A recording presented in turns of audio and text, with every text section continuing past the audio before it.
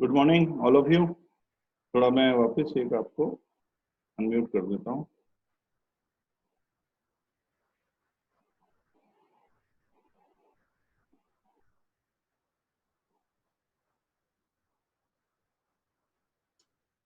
ठीक है, अब आप अपना अनम्यूट कर लें, मतलब म्यूट कर लें अपने आप को। जब भी आपको कोई क्वेश्चन पूछना हो तो यू कैन आस्क।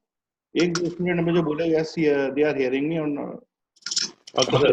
ओके, अब प्लीज अब सब अपने आप को म्यूट कर लें। अच्छी क्लास होगी, अदरवाइज क्या डिस्टरबेंस होगी। ठीक है, और किसी को सवाल पूछना बीच में, you can unmute and ask me any question, right. तो बहुत सेंसिटिव और बहुत इंपॉर्टेंट टॉपिक है ये।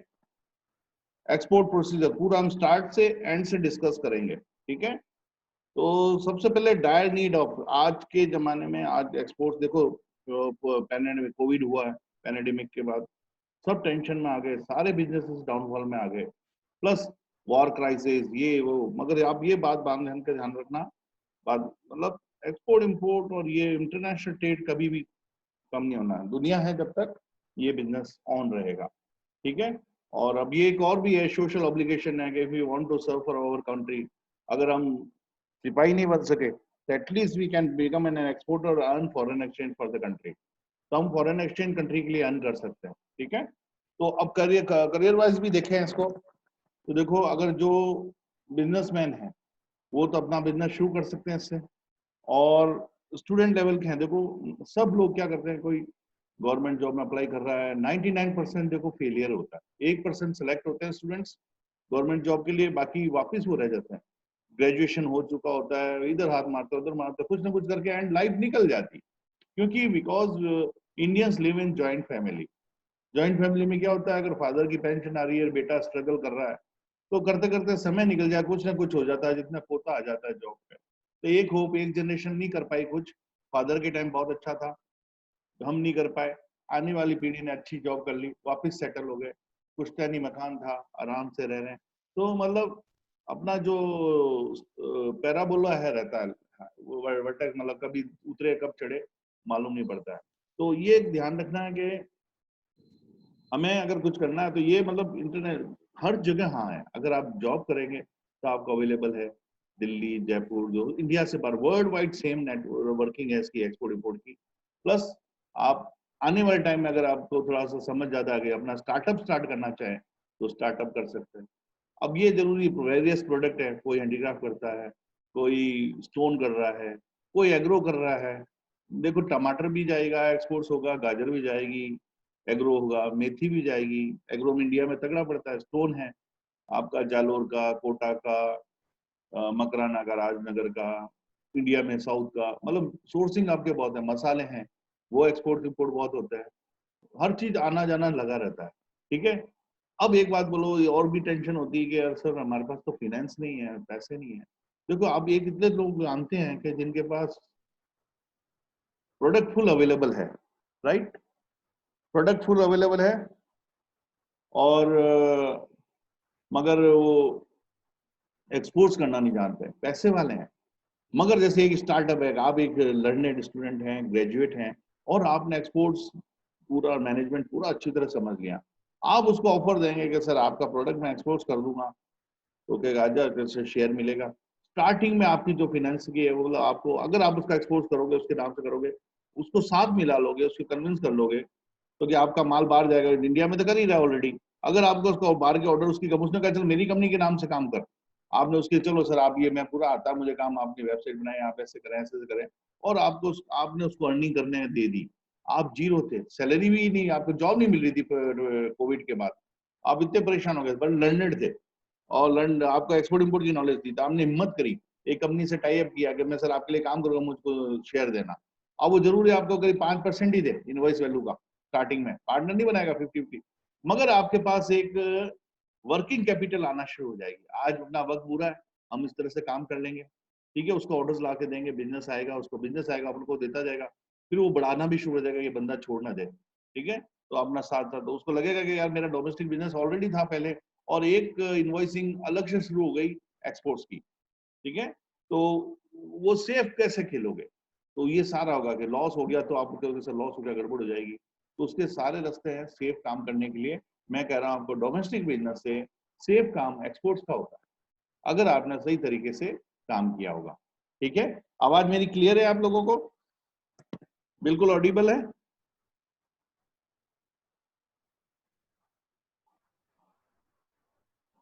आवाज नहीं आ रही है इसका मतलब आपको? हाँ,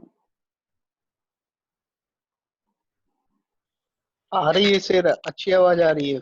चलो ठीक है, वेरी गुड। एक दो ना स्टूडेंट थोड़ा सा वॉलंटरली मेरे सवाल का रेस्पॉन्स दे दिया करे हाथ जवाब, ठीक है, उसको अनम्यूट करने का परमिशन है, राइट।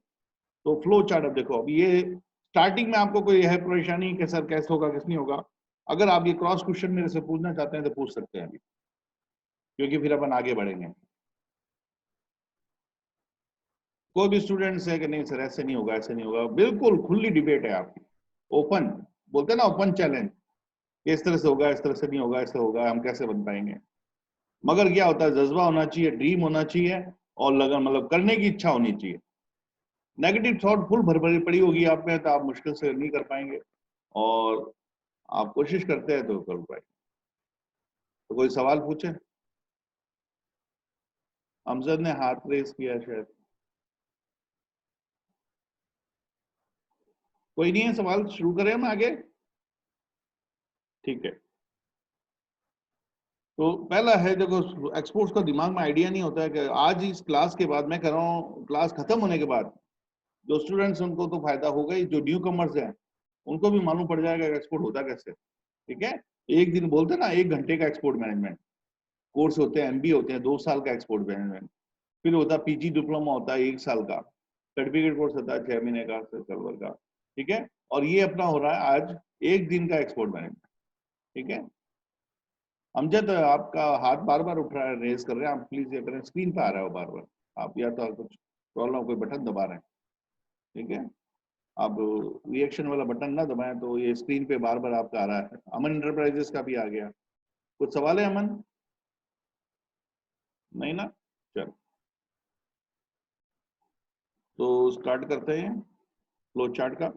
दिमाग में रहता है यार कहाँ से शुरू होता है कहाँ खत्म होता है, कुछ अलग अलग टॉपिक्स अलग अलग डिस्कस होते हैं ना, तो दिमाग में अलग अलग रहता है, तो बोलते हैं ना माला पिरोई जाती है कि मोती मोती मोती करके, तो आज ये पूरी माला एक बार सेट हो जाएगी, आपको आपको पूरा क्लियर हो जाएगा कैसे किस तरह से क्या होगा। ठीक है,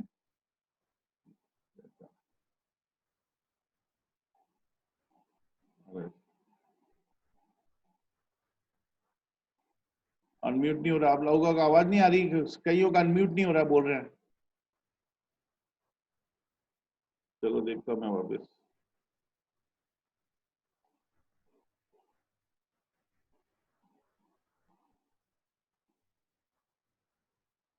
अनम्यूटेड हो गए सारे, अनम्यूटेड हो गए, अब आराम से बोल सकते हैं।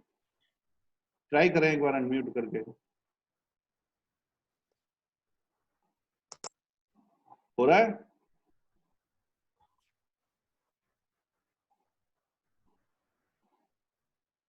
नहीं हो रहा है?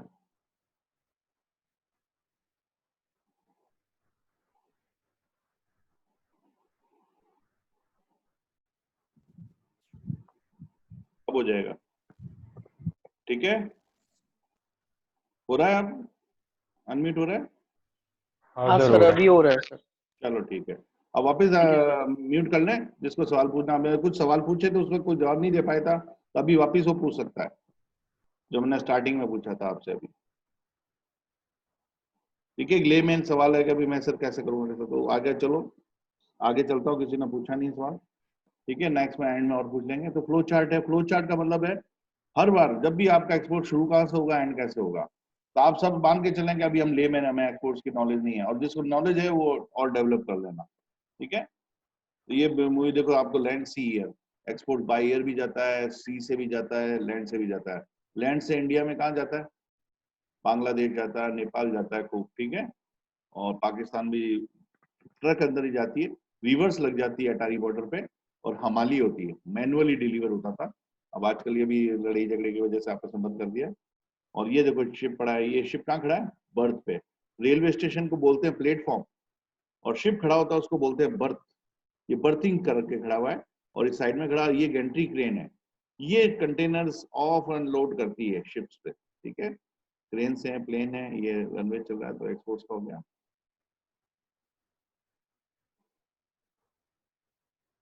थोड़ा सा ये ज्यादा देर लग जाता है ना फ्लो चार्ट, तो ये आ गया। ठीक है, सेकंड आपका काम होगा, देखो साहब आप पूरी लर्निंग कर लें, नॉलेज लेना बहुत जरूरी है, पढ़ना बहुत जरूरी है, एक्सपोर्ट्स की पूरी नॉलेज लेने के बाद ही बिजनेस में आना बहुत जरूरी है। क्योंकि आप देखा देखी में किसी को सुन सुना के अगर आप आएंगे कि यार मैं तो उसमें कर रहा है मैं भी कर लेता हूँ, मैं डेफिनेटली कह रहा हूँ कि आपने जो 10 साल में कमाया है वो गवा देंगे। एक्सपोर्ट जाते वक्त तो आप बड़े गुरूर से बोलेंगे, लोग कोई पूछेंगे क्या कर रहे हो साहब, एक्सपोर्ट कर रहा हूँ, जा रहा है मेरा माल। ठीक है, लोगों से बात करना बंद कर देंगे, कॉन्फिडेंस एकदम घमंड आ जाएगा आपको कि मैं एक्सपोर्टर बन गया हूँ। मगर जब पेमेंट नहीं आएगा तो वही पास वाले पूछेंगे क्या हुआ भाई साहब, वो 10 साल की कमी आपने लुटवा दी, बायर ने चीटिंग कर लिया, पैसा नहीं दिया। तो इसमें ये बात ध्यान रखना कि अवेयरनेस बहुत जरूरी है बायर के साथ, और इंपोर्टर एक्सपोर्टर का गेम होता है तू डाल डाल मैं पात पात। ठीक है, तो अवेयरनेस अलर्टनेस और सेफ, अगर आपको काम आ गया तो मैं कह रहा डोमेस्टिक बिजनेस से ज्यादा इजी है एक्सपोर्ट। डोमेस्टिक में चीटिंग हो सकती है, तो हम कोर्ट कचहरी, हमारे इंडिया में लीगल सिस्टम बहुत लंबा है, एक्सपोर्ट्स में आप गलती ही नहीं करोगे तो चांसेस बहुत रेयर है। ठीक है, तो लर्निंग आने के बाद अब आप या देखो अपने पास फंड्स हैं तो we can start our at own, और फंड्स नहीं है तो we have to work for others. Same मतलब knowledge will be the same, अपने लिए करो तो भी वो सेम नॉलेज काम आएगी, और दूसरे के लिए भी करें तो सेम नॉलेज काम आएगी। तो सबसे पहला काम होगा अपना, या अपने लिए करें या बॉस कोई पूछेगा यार अपना बिजनेस शुरू करना, तो उसको बोलेंगे भाई कंपनी का नाम रखें, स्टार्टिंग यहाँ से होता है, कंपनी का नाम रख रहे हैं तो ये याद रखना कि बड़ा लंबा नाम ना रखें, क्योंकि वेबसाइट में लंबा नाम होता है, खुलता मुश्किल से है, तो छोटा शॉर्ट एंड स्वीट। और मैं चाहूंगा कि आप कास्ट रिलीजन वगैरह कोई ऐसी चीज ना दें, स्ट्रेट अवे विक्ट्री ग्लोरी राज मैंने दे दिया, छोटा इंडियन नेम है, इससे ये आइडिया हो जाता है कि कंपनी इंडिया की है, और बाई चांस अपना मार्केट चाइना है और लड़ी आपस में हो गई दो कंट्री की, तो राज से वो आइडेंटिफाई कर लेता है कि इंडिया की बाइस बिजनेस। तो ऐसे लोग क्या करते हैं, कमोफ्लाज नाम रखते हैं। अब यूनिलीवर कंपनी है, उसने कर रखा है हिंदुस्तान लीवर, अब लोग सोचते हैं हिंदुस्तान लीवर इंडिया की है, स्वदेशी अपनाओ। ठीक है, तो वो डांस से अब थोड़ा सा यार देखना, विक्ट्री ग्लोरी कोई भी फॉर्च्यून, अब जोधपुर के बड़े बड़े एक्सपोर्टर देखो, sun city art exports, fortune exports, noble exports, इस तरह से नाम है सारे। ठीक है, तो आप ये प्रीफिक्स में ऐसा छोटा नाम दे सेलेक्ट कर लें, और सफिक्स में exports, international, global, overseas, impact ये रख सकते हैं। कई लोग करते हैं victory Stone exports, stone export start किया, मूड था स्टोन एक्सपोर्ट्स का, स्टोन करेंगे।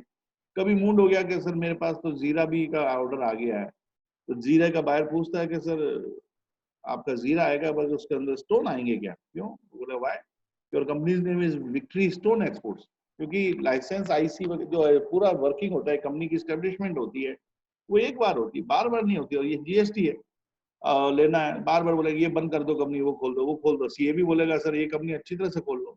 ऐसी कंपनी खोलो कि दादा खोले और पोता चलाए, और कंपनी का नाम रिलायंस हो। ठीक है, तो आप ये इंटेंशन में डाल कंपनी बनाने का सोचना कि मेरा पोता काम करेगा इसमें। ठीक है, तो ये मील फाउंडेशन जॉब्स भली आईएएस बन जाओ आप हो, आप तक ही है, आपकी जनरेशन तक नहीं है, बिजनेस जनरेशन तक है। स्टार्टिंग वाले को नींव की ईंट तो बनना पड़ेगा, जो जाएगा वो नीचे चला जाएगा, मगर ऊपर जो आएगी आने वाली पीढ़ी वो उस पर राज करेगी। तो जो बिजनेस फैमिलीज हैं वो देखते हैं आप कितना उनको, जो स्टूडेंट्स हैं, जो आपके फ्रेंड्स हैं जिनके बिजनेस हैं, उनको मतलब स्टैंड अप रेडी मिलता है। और जो बेचारे उन्हें फादर जिनके अच्छी जॉब पे हैं मगर काम कर रहे हैं, मगर उनको नया स्टार्ट हमेशा करना पड़ता है। ठीक है, और मतलब गवर्नमेंट भी आजकल कहने लगी है अपना करो, कुछ भी करो, कोई बोलो स्टार्टअप करो, मतलब कोई छोटा काम भी करो स्टार्ट, मगर अपना स्टार्ट करो। तो ये नामांकन करने, नाम करने के बाद क्या है, तो करंट अकाउंट खोलना, जीएसटी नंबर भी लेना होता है। तो जीएसटी नंबर लेने वाले से मैं पहले आपको एक एडवाइस कर रहा हूँ, कईयों का होता है कि मुझे ना अपने .com का नाम चाहिए, डोमियन नेम, तो डोमियन नेम पहले लेना है, क्योंकि बाई चांस आपको .in मिल रहा है, .com नहीं मिल रहा है, तो आपको थोड़ा सा फ्रस्ट्रेशन होगा। तो अच्छा है पहले डोमियन कर लें, बुक कर लेंगे तो 700-800 रुपए जितने भी लेता है सॉफ्टवेयर वाला, उससे आपको हो गया, ये हो गया। उसके बाद आप जीएसटी नंबर ले लें, जीएसटी नंबर सीए के थ्रू लें। जीएसटी नंबर आने के बाद आप जाएंगे अपने बैंक में करंट अकाउंट खोलने के लिए। ठीक है, तो बैंक का जो चयन है, देखो प्राइवेट बैंक थोड़े हेल्पफुल होते हैं नए एक्सपोर्टर्स के लिए, वो असिस्ट करते हैं, और बाकी जो चार्जेस वाइज इंडियन जो गवर्नमेंट बैंक है वो थोड़े कम चार्ज लेते हैं। अभी स्टार्टिंग में अपने ज्यादा ऑर्डर तो है नहीं, तो we can go for private bank, Axis Bank हो गया, एचडीएफसी हो गया, इंडसइंड हो गया। Sir, I want to add something. Bank of Baroda का सर एक करंट अकाउंट है न्यू स्टार्टअप्स के लिए, दे चार्ज ओनली 2500 रुपीज।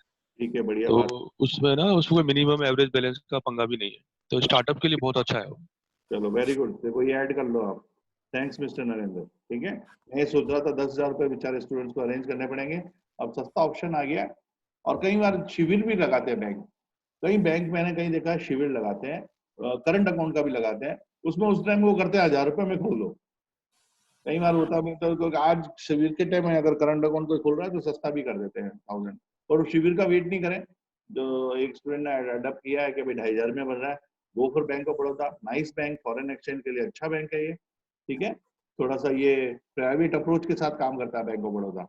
ठीक है, म्यूट कर लें नरेंद्र वापस आप अपने आप को, आप भूल जाते हैं हमेशा, ये प्रॉब्लम आती है बस। कोई एक बोलता है बंद ही नहीं कर रहा है वो, अब मैं सबको म्यूट करना पड़ेगा वापस। रिक्वेस्ट कर सकता हूँ मगर मानते नहीं है।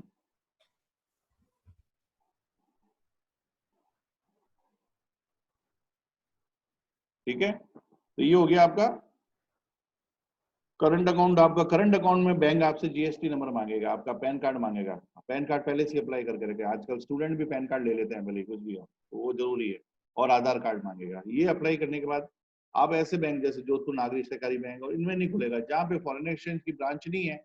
उस बैंक मेरी जान पहचान बहुत अच्छी है, मेरे मामा के दोस्त रहते हैं, उनको वो मैनेजर है, उससे कुछ नहीं होगा आपको। जो विदेश मतलब बैंक आरबीआई सारा कंट्रोल करती है, क्योंकि एक्सपोर्ट्स में फॉरेन एक्सचेंज आपका आएगा, तो फॉरेन एक्सचेंज मतलब foreign currency dollar pound euro, तो ये ऑथराइज बैंक होते हैं जिनको डीलिंग में अलाउड है वही करते हो। उन बैंकों को कहा जाता है ED, ED bank, authorise dealer. ED हर जगह आपको जब कस्टमर रजिस्ट्रेशन भी कराओगे तो आपके बैंक का ईडी नंबर चाहिए होगा, authorise dealer number, code number, वो आरबीआई देती है इन बैंकों को। तो आपने डायरेक्ट आपके जैसे बोला कि मेरे घर के पास बैंक ऑफ बड़ौदा की ब्रांच है, मैं यही खोल लेता हूँ। बट ये क्या होता है कि देखो आप जब भी एक्सपोर्ट करोगे डॉक्यूमेंट अपनी घर वाली ब्रांच में दोगे, वो मेन ब्रांच में फॉरेन एक्सचेंज में वापिस जाएंगे। इससे अच्छा है डायरेक्ट वही मेन ब्रांच में खोलो जहाँ फॉरेन एक्सचेंज है। ये छोटी छोटी चीजें जो हेल्प करती है आपको ज्यादा आगे वाले हर्डल्स के लिए।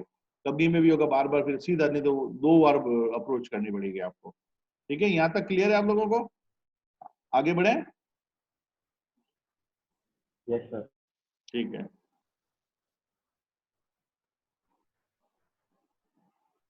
थोड़ा ये पीपीटी क्या होता है, अगर ज्यादा देर रोक दो तो ये अटक जाता, आगे नहीं होता फिर।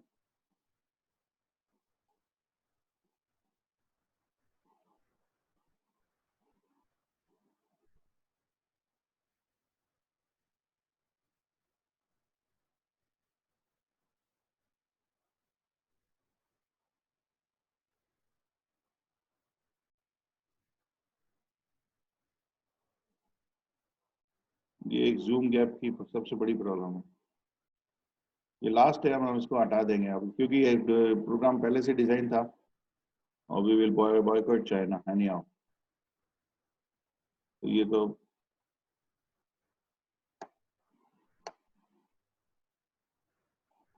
ये आगे नहीं हो रहा है यार। ठीक है, अब ये आपने कर लिया। इसके बाद करंट अकाउंट आने के बाद उसका एक चेक आने दो आप। चेक में आपके कंपनी का नाम प्रिंट होना चाहिए। कई बार बैंक बोलते हैं कि आपको ये ले लीजिए, रेडी है आपका ये बिना छपा हुआ 25 लीफलेट का चेक बुक आपको पहले दे देते हैं, और नाम छपा हुआ भी आपको आ जाएगा वहीं 15-20 दिन में। आप कहेंगे मुझे इससे जरूरत भी नहीं है, प्लीज आप कहें मुझे तो वही चाहिए, क्योंकि आपकी कंपनी का प्रिंटेड नाम से ही आप एक्सपोर्ट इम्पोर्ट कोड ले पाएंगे। तो अब आप डीजीएफटी देखो, ये इंडिया का director general of foreign trade, India का जो भी एक्सपोर्ट इम्पोर्ट का लेना देना है वो सारा इस डिपार्टमेंट से, नंबर 1 डिपार्टमेंट है, इसी से आपका काम पड़ेगा। सारा एक्सपोर्ट इम्पोर्ट की पॉलिसी जो इंडिया की है, क्या एक्सपोर्ट होगा क्या इम्पोर्ट होगा, वो सारा इसमें सारे रूल्स रेगुलेशंस में लिखे हैं। Clearing agent, forwarding agent, custom, RBI consultant, जो भी है सारे वो इससे रेफरेंस लेते हैं। तो वेबसाइट आप नोट कर लें, सारा काम पड़ेगा, आप इसको भी रिफर करते रहे हमेशा। इसमें अब एक कॉलम है how to apply IC number. IC क्या है? इंपोर्ट एक्सपोर्ट कोड नंबर है। ये आईसी कोड आपको मिलेगा तो then you only able to start your export business.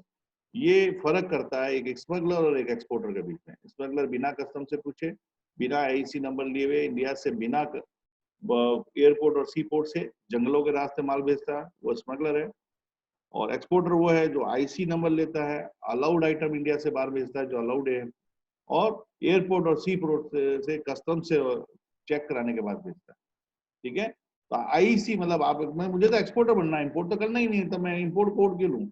आपको हाथों हाथ एक्सपोर्ट इंपोर्ट कोड मतलब दोनों मिलता है, क्योंकि एक्सपोर्ट्स करोगे बाई चांस कोई रॉ मटेरियल है वो इंडिया में अवेलेबल नहीं है, कोई पार्ट उसका अवेलेबल नहीं है और आप वो बाहर से इंपोर्ट करके उसे असेंबल करना चाहते हो, तो अलग अलग चीज नहीं है। तो एक्सपोर्ट इंपोर्ट, क्योंकि एक्सपोर्टर अगर इंपोर्ट करना चाहता है तो उसको रियायत है इंपोर्ट आइटम में, और ऐसे ही कोई इंपोर्ट करना चाहता है तो उस पर ड्यूटी जाता है। ठीक है, घर में होता है ना कि पढ़ने वाला बच्चा कहता है पापा मुझे ये चाहिए, लैपटॉप चाहिए, तो पढ़ने के लिए ले रहा है, उसको मिल जाता है। एक बच्चा है वो बदमाश खेलता है, उसे गेम के लिए चाहिए लैपटॉप, तो नहीं मिलता है। एक्सपोर्ट्स करोगे आप तो गवर्नमेंट आपको सारी फैसिलिटीज देगी, इंपोर्ट ड्यूटी लगेगी, इंपोर्ट ड्यूटी वो रिवेव कर देगी या रिबेट दे देगी। तो आईसी कोड जो है वो आपका डीजीएफटी सप्लाई होता है, उसमें सबसे आप चाहें तो खुद ऑनलाइन अप्लाई कर सकते हैं। और सीए से आप जाओगे, नए आदमी जाते हैं तो क्या कहते हैं 5,000 लाओ, 6,000 लाओ, ज्यादा कितने भी पैसे ले लेते हैं। खर्चा जो होता है सिर्फ 500 रुपीज होता है इसमें। ठीक है, 500 इसकी फीस आती है। इसमें अपलोड क्या होता है, आपका चेक, कैंसल चेक कंपनी का, आपका आधार कार्ड, आपका पैन कार्ड, ये आप अपलोड करो। सेल्फ आप खुद भी ले सकते हो और सही ढंग से, मगर क्या अगर नॉलेज नहीं है ढंग से, अगर गलत भर दिया तो ये डिजिटल है, एक बार फंस गया तो दोबारा इशू नहीं हो पाएगा। तो अगर आप कॉन्फिडेंट हैं तो अप्लाई करें, नहीं तो जो हमारे स्टूडेंट हैं जो हमारे टच में है हमारे यहाँ के लिए, ठीक है, सिर्फ सर्विस चार्जेज हमारे यहाँ से 500 रुपीज हम स्टाफ को दिलवाते हैं और 500 रुपीज जाती है, 1000 रुपये में आपका आईसी कोड बन जाता है। ठीक है, क्योंकि वो आपको सर्विस दे रहा है तो he can charge something from you. But ये नहीं है कि भाई हम 5,000 4,000 जबरदस्त ले रहे हैं, जो नहीं जानते हैं वो देते ही देते हैं। 5,000 तो मिनिमम मिलते ही हैं, और कोई जान पहचान होती है सीए की तो वो 4,000 कर देता है। ठीक है, तो ये आईसी कोड बन गया। आईसी कोड आपका इश्यू होते ही आप गवर्नमेंट रिकॉग्नाइज एक्सपोर्टर इंपोर्टर बन गए। ठीक है, ये आईसी कोड आने के बाद अब आपको कई बार स्टूडेंट सिर्फ प्रोडक्ट क्या करें, तो कोई सबसे बड़ा क्वेश्चन है, आपको प्रोडक्ट वही चूज करना है जिसपे आपकी मजबूती हो। बार बार मैं एक वर्ड बोल रहा हूँ, आप जिसको अरेंज कर सकते हो प्रोडक्ट को, जो आपको मिल सकता है इजीली, या टाई अप हो सकता है। कोई आपके जैसे मंडी के अंदर मूंगफली वाला है, वो कहता है यार मूंगफली माल मेरा बहुत है, एक्सपोर्ट करवा दे। आपके पास फंड नहीं है, आपको एक्सपोर्ट्स की नॉलेज फुल है, आप उसका काम करोगे और वो आपको शेयरिंग दे रहा है, और अगर आपने अच्छा अगर शेयरिंग दिया तो आप उससे काम शुरू कर सकते हो। मगर आपके पास बेस होना चाहिए, सप्लाई होनी चाहिए। आपने मेहनत कर दी और आपको माल नहीं मिला तो सारा गड़बड़ हो जाएगा।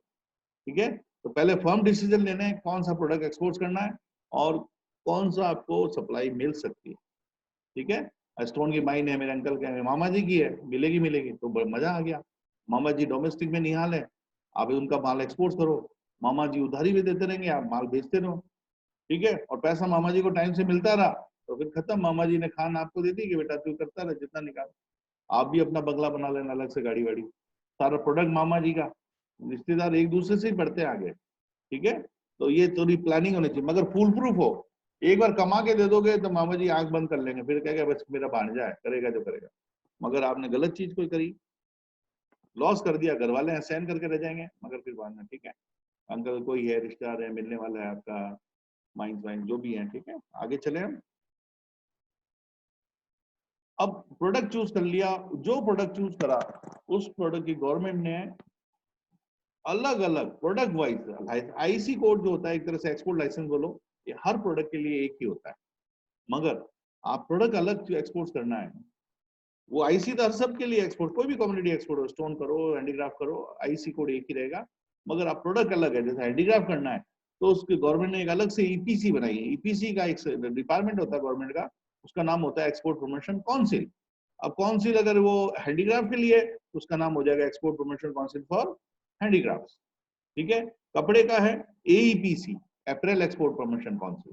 तो कपड़े एक्सपोर्ट करने हैं आपको, रेडीमेड्स करने हैं तो करना है, आपको एग्रीकल्चर प्रोडक्ट करना है तो अपेडा, आपको स्पाइस करना है स्पाइस बोर्ड, अलग अलग है। आप गूगल में जाके एक्सपोर्ट प्रमोशन काउंसिल लिख के एंटर मार देना, इंडिया में जितने एपीसीज है उनकी सबकी वेबसाइट आ जाएगी, और वे उस वेबसाइट डीजीएफटी पे क्या है, सारा एक्सपोर्ट इंपोर्ट की नॉलेज है, ईपीसी पे उस प्रोडक्ट की सारी नॉलेज है जो प्रोडक्ट आप करना चाहते हैं।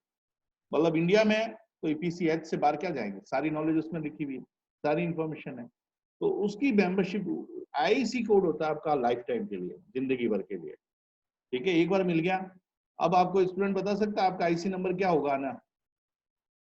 कोई जादू से कोई बता सकता है कि भाई मेरा आईसी नंबर ये होगा? Sir pan card number. Yes, pan card number आपका आईसी कोड नंबर होगा। Sir pan card number. जो पैन कार्ड नंबर आपका है, आप आईसी पूरा करोगे। आजकल ये हो गया, पहले तो कोई दूसरे इशू हो जाते थे, मगर अब आपका जो पैन कार्ड इशू हुआ है वो आईसी नंबर। कई स्टूडेंट क्या होता है, कई बार जल्दी ऑर्डर, कोई बाहर जल्दी लग गया और कोई ऐसे ही नेट पे लग गया, वो बाहर बोल रहा, तो वर्ड से आईसी नंबर अप्लाई भी नहीं किया होता है, तो वो अपना पैन कार्ड नंबर बता देता है, और उसके बाद में इधर माल बनाते हैं और फटाफट आईसी नंबर वगैरह म्यूट कर लें वापस। एक जना कौन रह गया, उसके घर की थालियों की आवाज आ रही है, मानेगा नहीं है वो, मेरे को म्यूट करना पड़ेगा। कर लिया उसने? ये डिस्टरबेंस होती है सबसे मेन, जॉब देके अनम्यूट नहीं करते हैं, बस सबसे बड़ी बात, ठीक है। तो आरसीएमसी रजिस्टर्ड मेंबरशिप को क्या कहा जाता है? आरसीएमसी। याद रखना, एक एक्सपोर्टर की जो फंडामेंटल फॉर्मेलिटीज पूरी करनी होती है वो आईसी कोड लेना और आरसीएमसी लेना, ठीक है। ये गवर्नमेंट का रजिस्ट्रेशन, सबसे मेन रजिस्ट्रेशन तो यही है। ये हो गए। आरसीएमसी सालाना होती है, हर फाइनेंशियल ईयर में अपडेट करानी पड़ती है। हर ईपीसी की अलग अलग फीस होती है। तो जैसे हैंडीक्राफ्ट वाली है तो 8,500 के करीब लगते हैं, और फिर बाद में 5,000 करीब प्लस है, अभी 7,000 समथिंग है, तो जीएसटी मिला के 8 के अबव पड़ जाती है। ये कितना देना कितना नहीं लिखा, सारा उसकी ईपीसी की वेबसाइट पे लिखा हुआ है, कैसे देना है, किस तरह अप्लाई करना। आरसीएमसी अप्लाई करने के लिए सबसे मेन चीज होती है आईसी कोड का नंबर, आईसी कोड की कॉपी। आप एक्सपोर्टर हो तो मेंबर बन सकते हो, एक्सपोर्टर नहीं हो, आपने आईसी नंबर नहीं ले रखा है, तो आपके लिए ये संस्था है ही नहीं, आपको आरसीएमसी नहीं मिलेगी।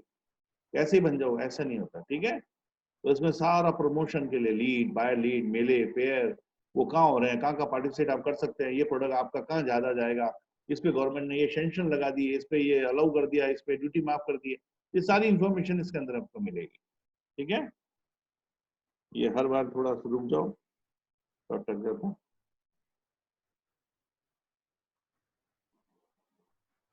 ठीक है। पीसी के बाद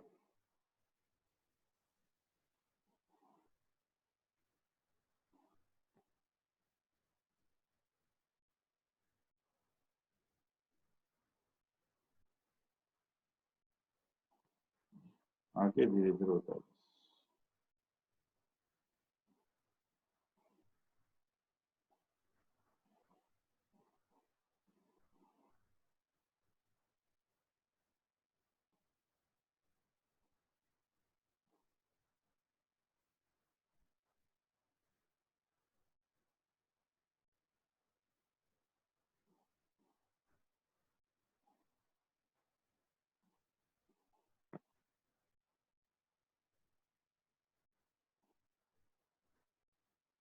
अब ये देखो, इसके बाद हो गया, नेक्स्ट काम आपका है, मैंने डोमेन आप तो पहले ही बुक करवा लिया था।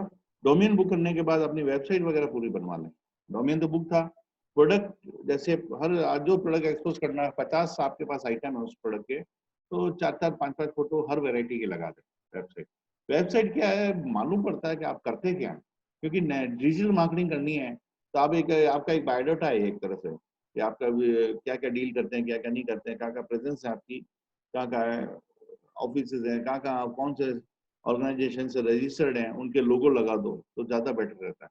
तो कंपनी की वेबसाइट बनाएं, वेबसाइट बना के उसमें जैसे आप मेंबर हैं पीएचडी चैम्बर ऑफ कॉमर्स, उसका लोगो लगा दो, आप पीओ के मेंबर हैं उसका लोगो लगा दो, आप ईपीसीएच के मेंबर हैं उसका लोगो, नीचे मेंबर ऑफ, तो बाहर को लगता है यार कि मेंबरशिप इसने लेके इतने ऑर्गेनाइज से अटैच है, तो उससे क्या महसूस होता है, जेन्युइनिटी, आप जेन्युइन एक्सपोर्टर हैं, राइट।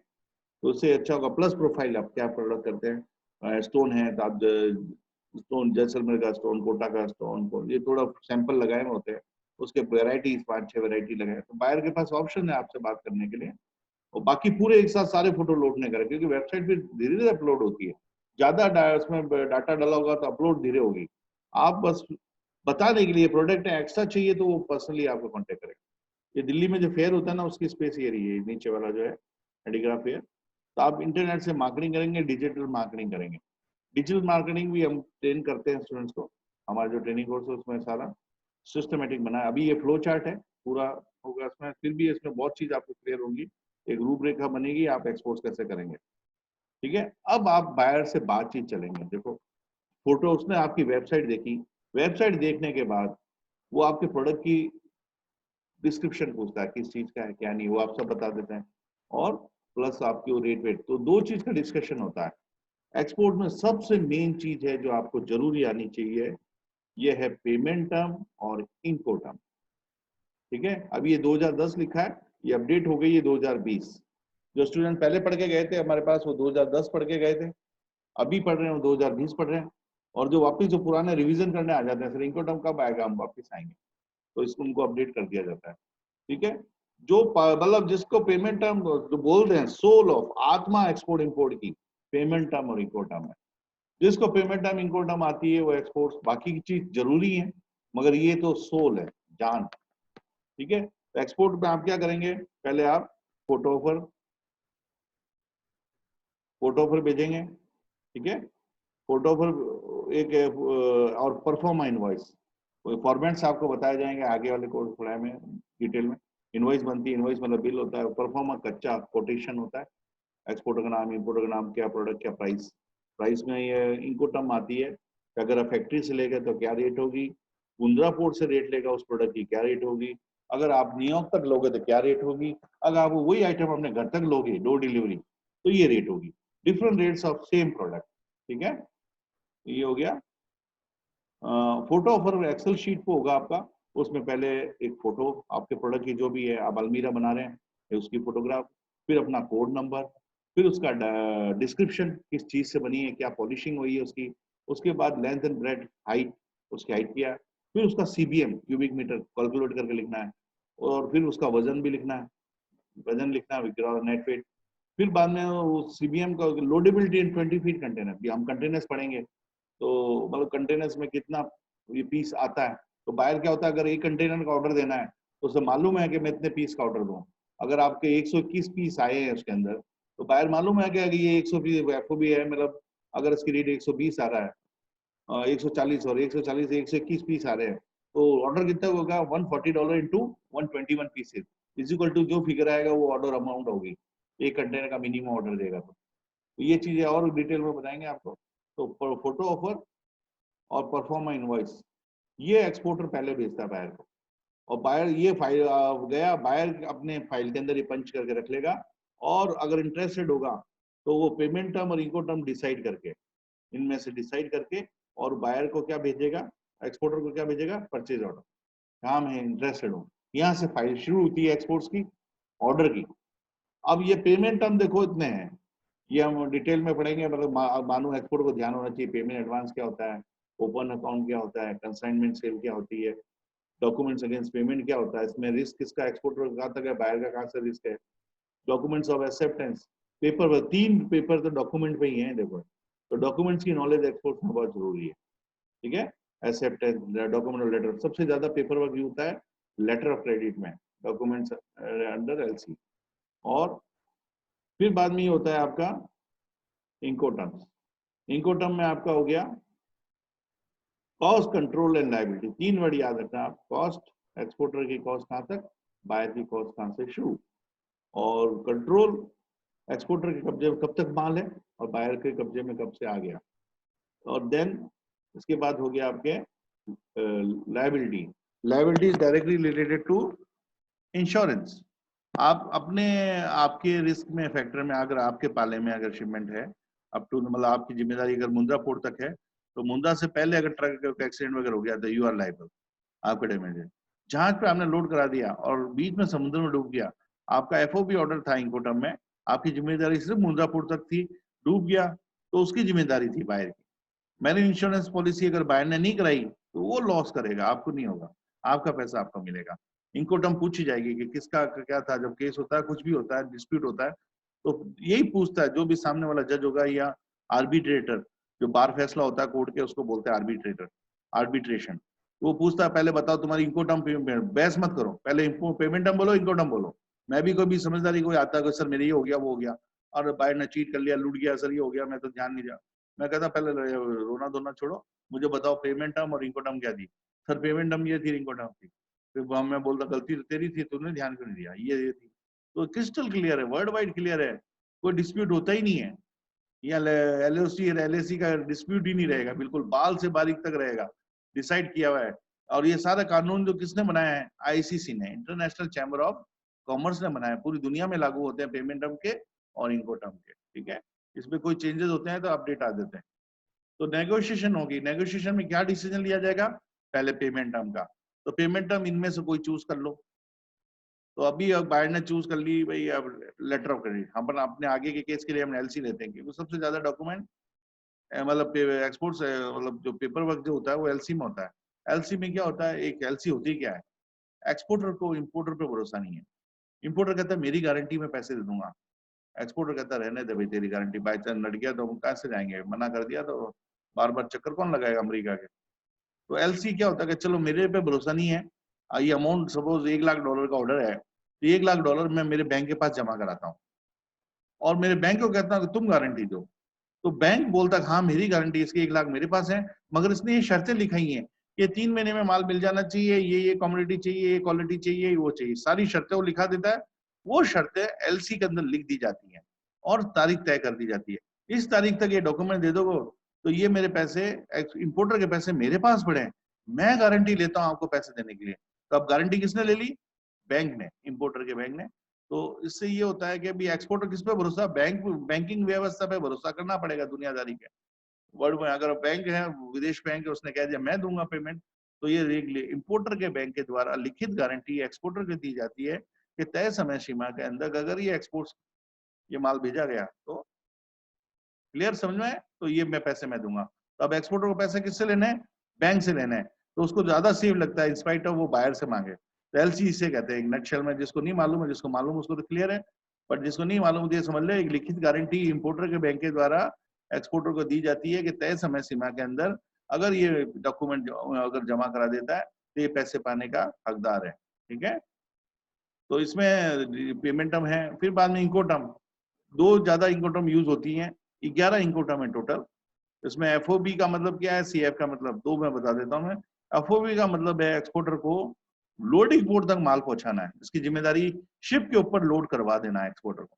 लोड कराते हुए टूट फूट भी हुई वो भी एक्सपोर्टर के हिस्से में आएगी।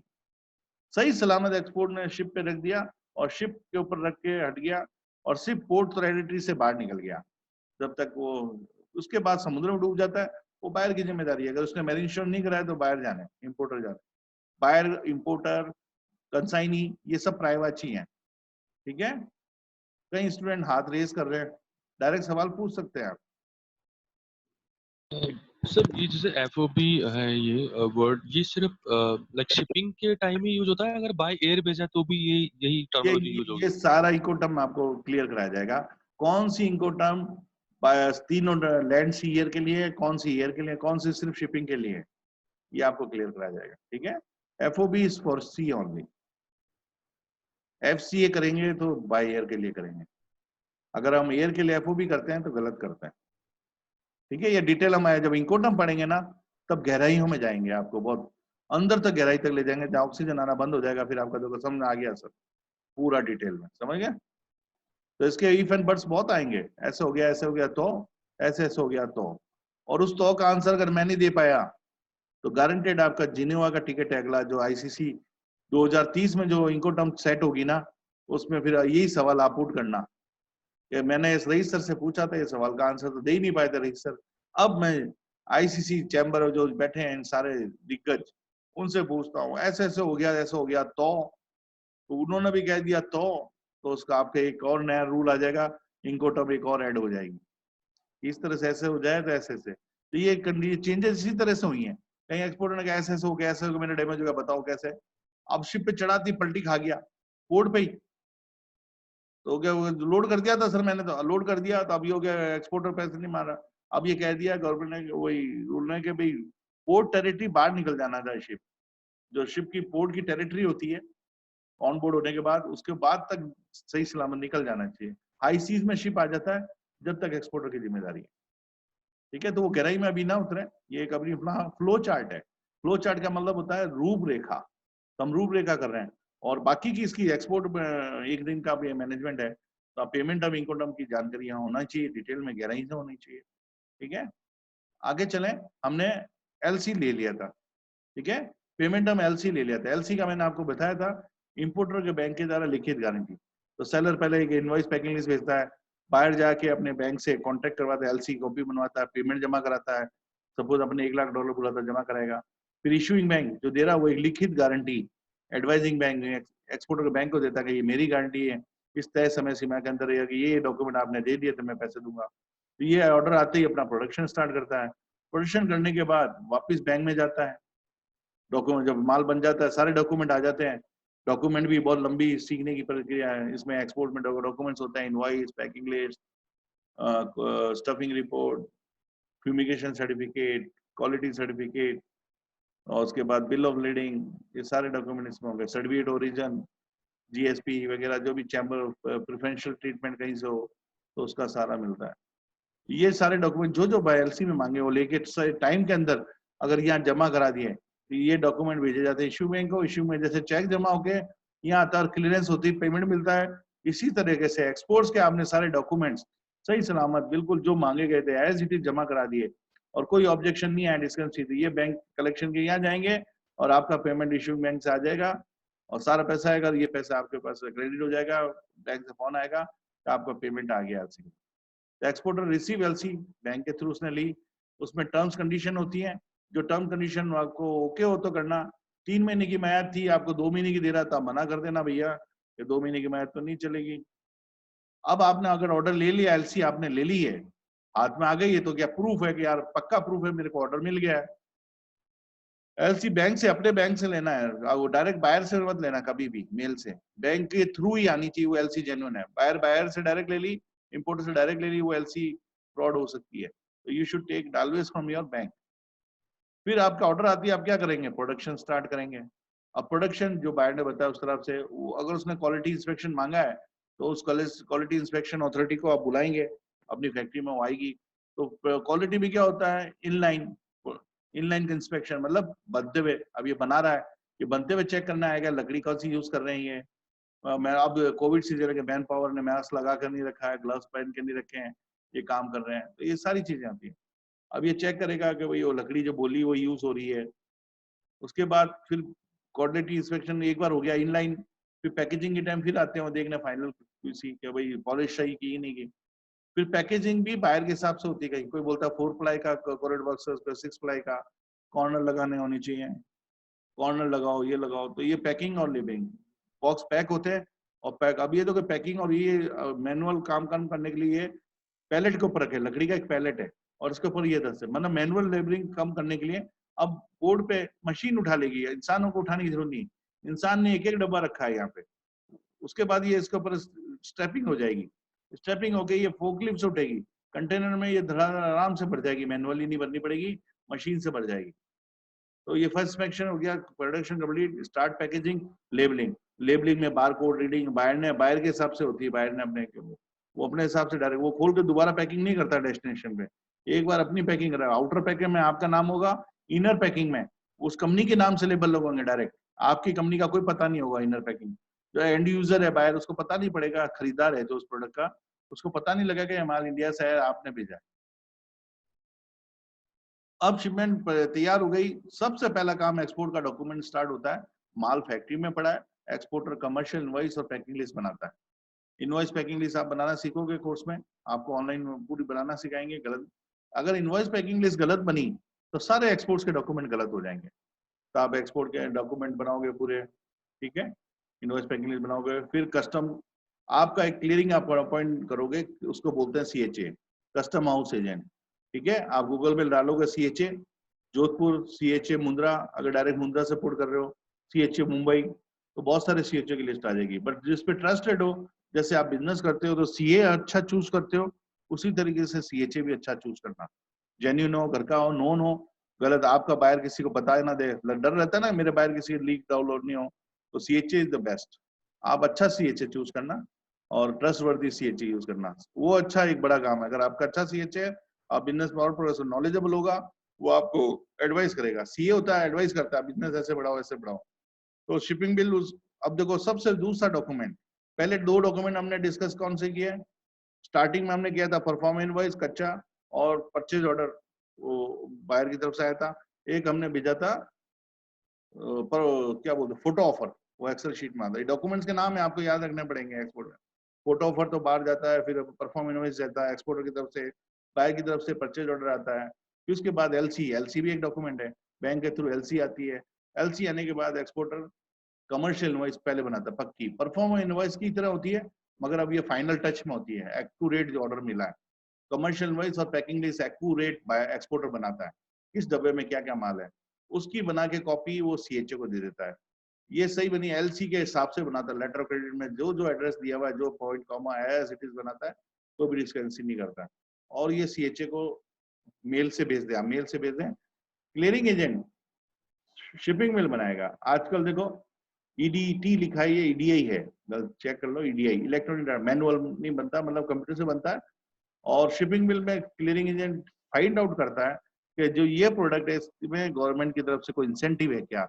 एक्सपोर्ट एक ऐसा बिजनेस है जिसमें सरकार इंसेंटिव देती है आपको, इंसेंटिव मतलब वापस देती है। 100 रुपए का एक्सपोर्ट आपने किया तो 4 रुपए 3% है तो 3% आपको मिलेगा, 4% है तो 4% मिलेगा।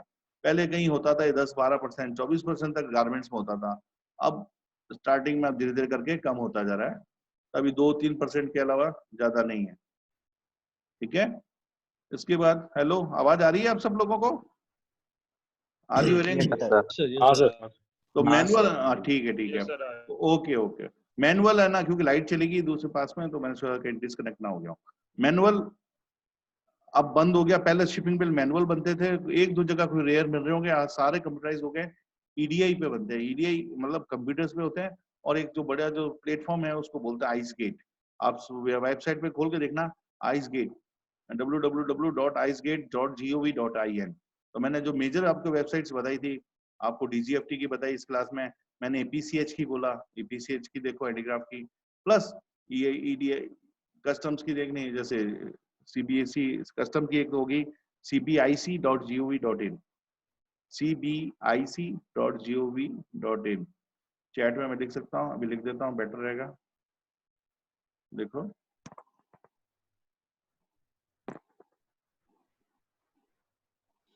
हो गया, स्क्रीन चला गया।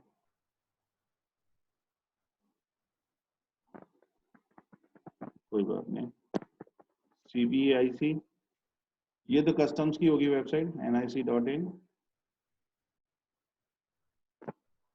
और एक आपको EPCH की बता दी थी, अब तो ये हो गया आइस गेट, सॉरी, ये कस्टम का शिपिंग बिल फाइल करते हैं जब यूज करते हैं, iceGate.in होगा, ये चेक करना, ठीक है।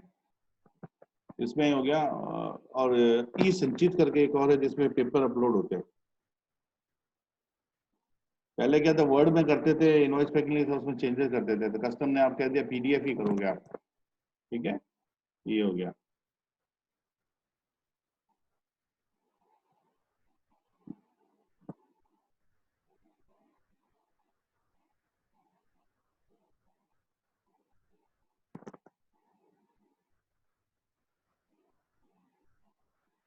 अब सीएचओ को दे दिया, सीएचओ फिर शिपिंग बिल बनाएगा।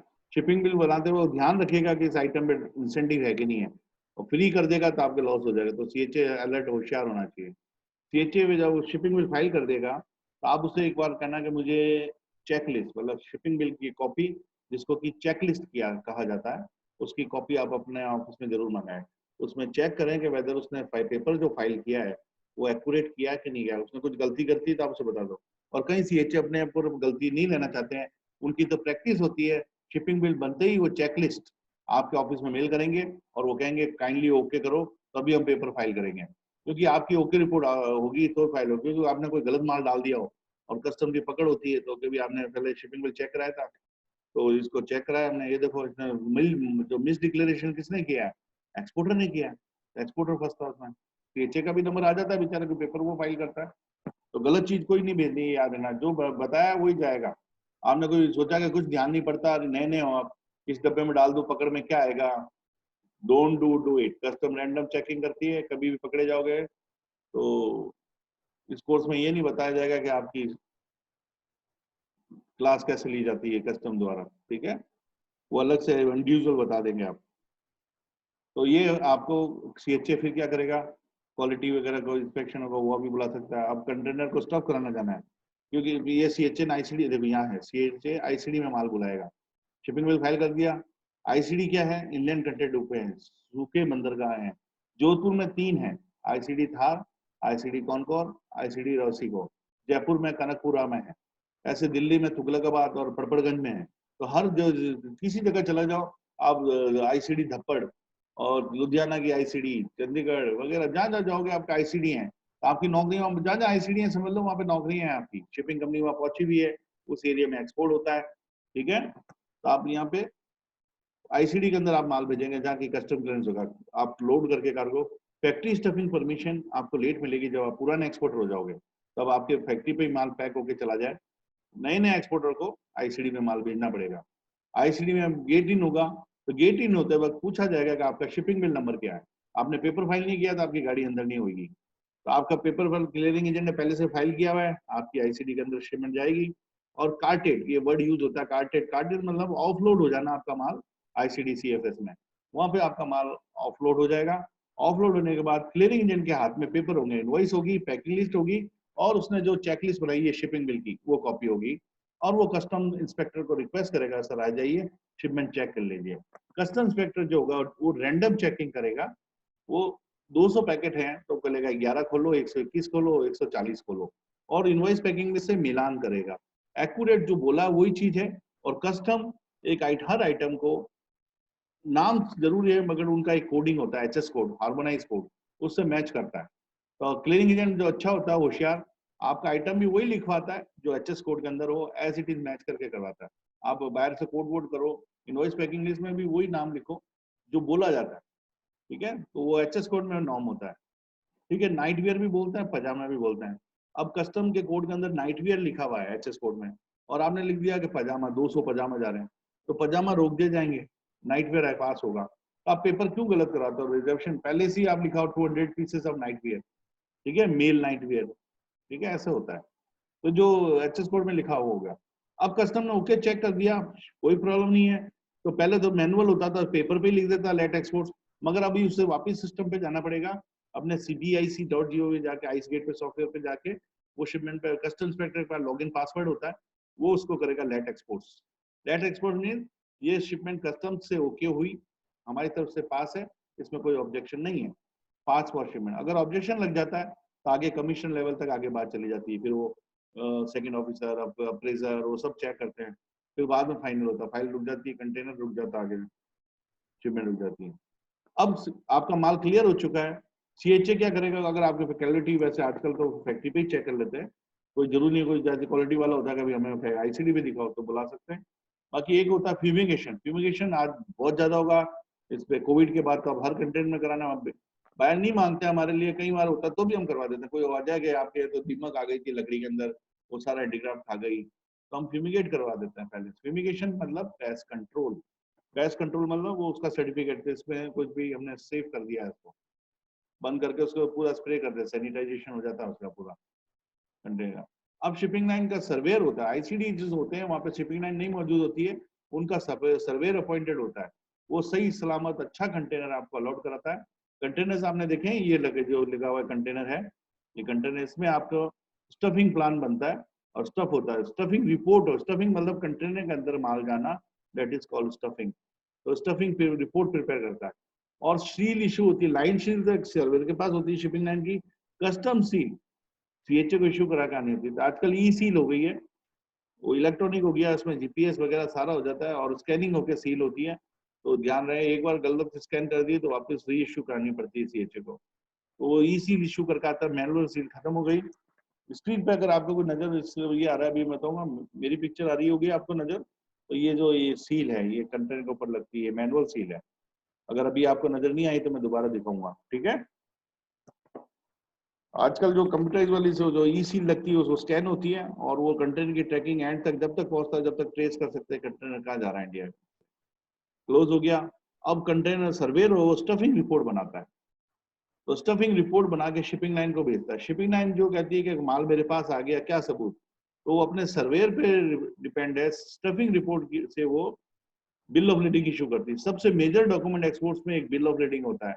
जिस शिपिंग लाइन को हमने माल दिया, तो जैसे ट्रक को दिया तो बिल्टी मिलती है, एयरलाइन को दो तो एयरवे बिल मिलता है, और शिपिंग लाइन को दो तो बीएल मिलती है।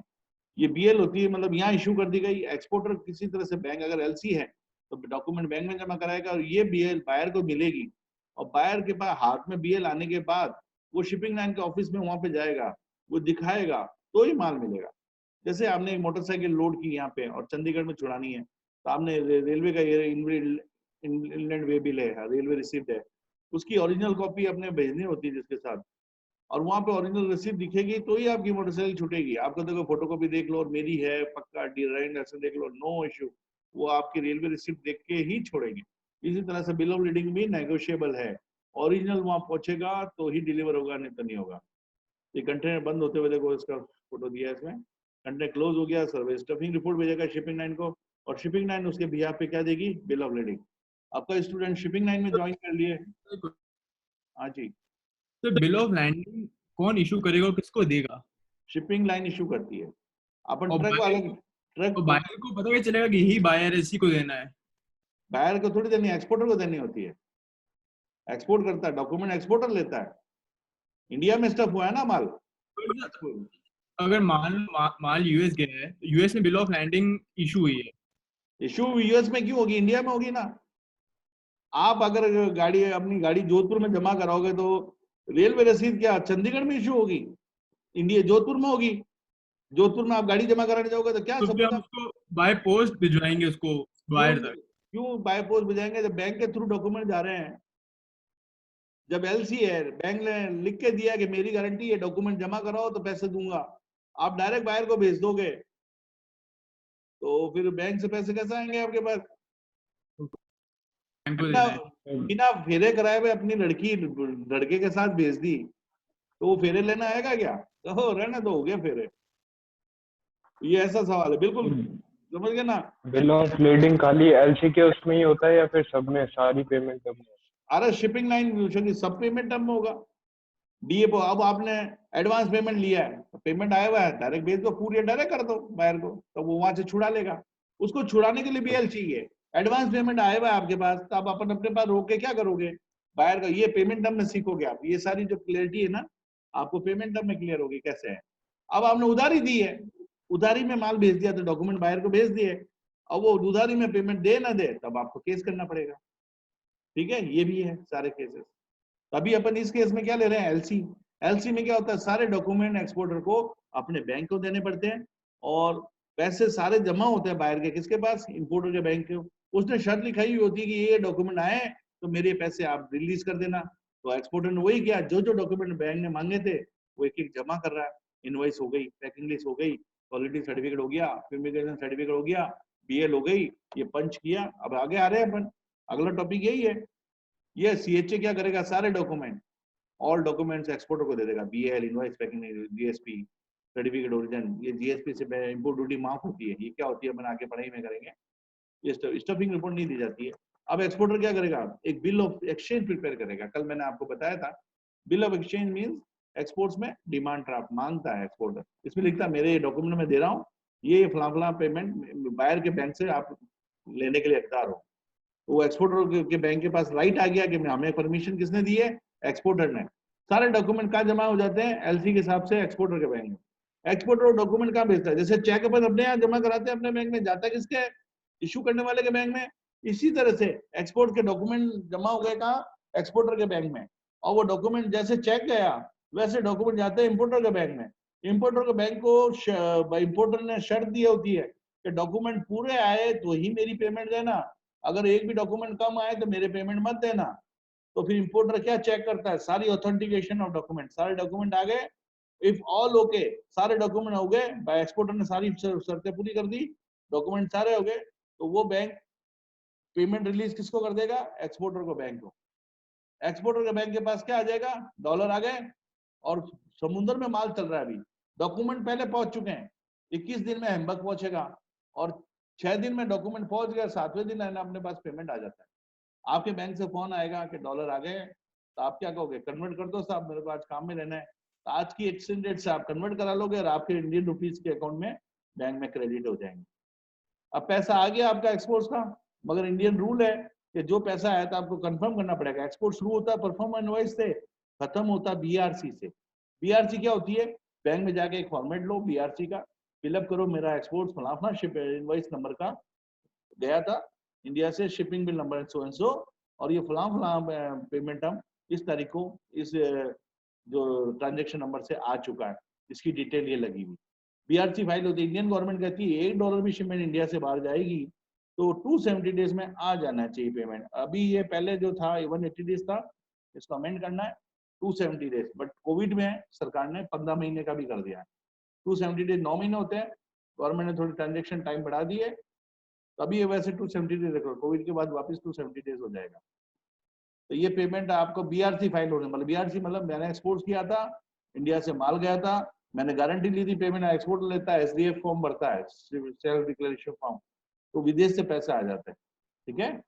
और इसका देखो अब ये हो गया, इसमें पेमेंट आपके पास आ गया, अब आपके कन्वर्ट हो गए, आप इससे खुश हो गए और घर पे खुशियां आ गई, शाम को मिठाइयाँ आई घर पे, और ये फिर थैंक यू। और आपके जो ट्रेनर हैं उनका नाम ये है, नजर आ रहा है आपका नाम? क्या नाम है ये? रईस अहमद। रईस का मतलब क्या होता है? रईस अहमद। कल बताया था आपने, आप सब रईस सबसे क्यों नहीं बनना है?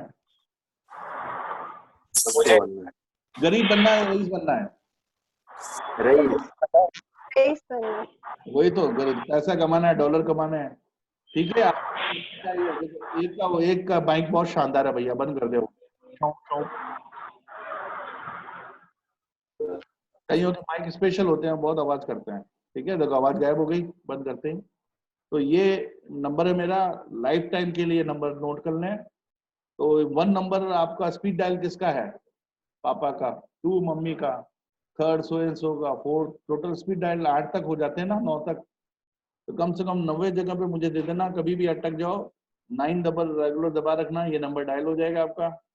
और सर ये प्रॉब्लम आ रही है, how can I can go forward, export import कोई टेंशन नहीं है, whenever wherever I will be there, आपकी हेल्प के लिए फॉर ये हमेशा रेडी रहूंगा, ठीक है। ये तो हुआ कवर अप एक्सपोर्ट इंपोर्ट का। और एक और चीज है इसमें, रिस्क का। देखो रिस्क की हमने इसमें 2 बात नहीं की। इसमें सबसे मेजर रिस्क होता है एक्सपोर्ट्स में कि सर एक तो समुद्र में डूब गया, पानी में डूब गया, मेरे एक पाले में था, तो क्या करूं? तो इसके लिए होगा आपका एक, मैं अब चैट ये तो बंद करता हूं,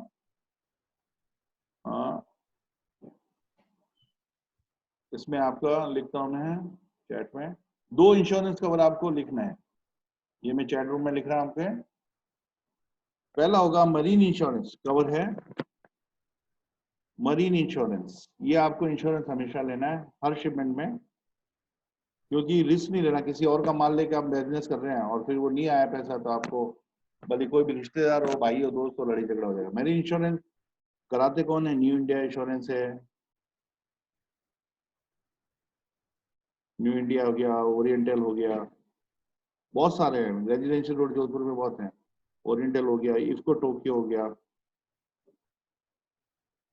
HDFC भी कराता है सर? आप सबसे पूछ लेना, मना नहीं है, बैंक भी कराते हैं कहीं। तो ये तो मरीन इंश्योरेंस हो गया। मरीन इंश्योरेंस 0.5% पे लगता है, ठीक है, प्रीमियम 110 प्रीमियम ये आ गया आपका। और ये हो गया आग से जल गया, पानी में डूब गया, फायर वाटर से जो भी होता है रिस्क, यही रिस्क होता है। हमने बिजनेस शुरू किया, एक्सीडेंट हो गया गाड़ियों का, पानी बारिश से सारा माल खराब हो गया, लड़ाई झगड़े रॉइड्स हो गए उससे हो गया, अर्थक्वेक आया उससे हो गया, ठीक है। ये सारे कवर होते हैं इसके अंदर, ठीक है। और दूसरा रिस्क होता है, सब कुछ सही रहा सर, मगर बायर ने पैसे देना मना कर दिया, वही नहीं दे रहा पैसे, हम क्या करें? तो क्रेडिट इंश्योरेंस होता है, वो भी कराएं। हर शिपमेंट में दोनों इंश्योरेंस मस्ट होना चाहिए।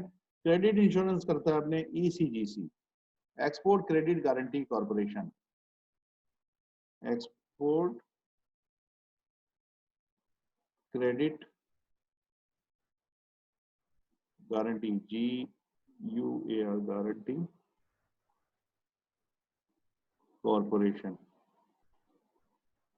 इसका ऑफिस अपने बॉम्बे मोटर्स ऊपर चढ़ते हैं, सफी पेट्रोल पंप के बाद श्री गणेश बिल्डिंग आती है, उसके सेकंड फ्लोर पे ही है, ठीक है।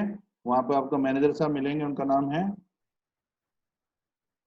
विजय देवगन। नाम याद रहेगा? क्या नाम बोलोगे वहां जाके? विजय देवगन। किसी ने गलती से जाके बोल दिया अजय देवगन, तो को गुस्सा आ जाएगा, वो हाथों हाथ बाहर निकालेंगे आप। कौन है भैया, जाओ नीचे, ठीक है। तो प्लीज ध्यान रखना नाम। ये हो गया आपका। तो दो ही रिस्क होते हैं, या तो पानी आग से खराब हो जाए, या क्रेडिट बाहर पैसा देने से न। इसमें भी इंश्योरेंस कवर कितना होगा? 0.5% प्रीमियम लिया जाता है। तो 0.5% प्रीमियम हो गया, मीन्स पॉइंट दोनों मिला तो 1%। ये माइक बंद कर लें किसी का, बहुत शानदार है।